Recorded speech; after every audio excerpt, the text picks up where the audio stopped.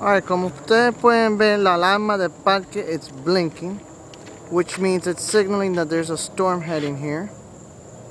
It's about 8 o'clock, and as you can see, just look to the west, and there's the storm. It's beautiful, by the way. It looks like spider webs coming in the sky. We have actually already begun hearing thunder, which means the storm is getting a little bit closer.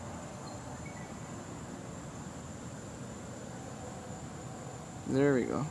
And there's a plane. Can you imagine the people on that plane, the sight they would have facing west towards the Everglades?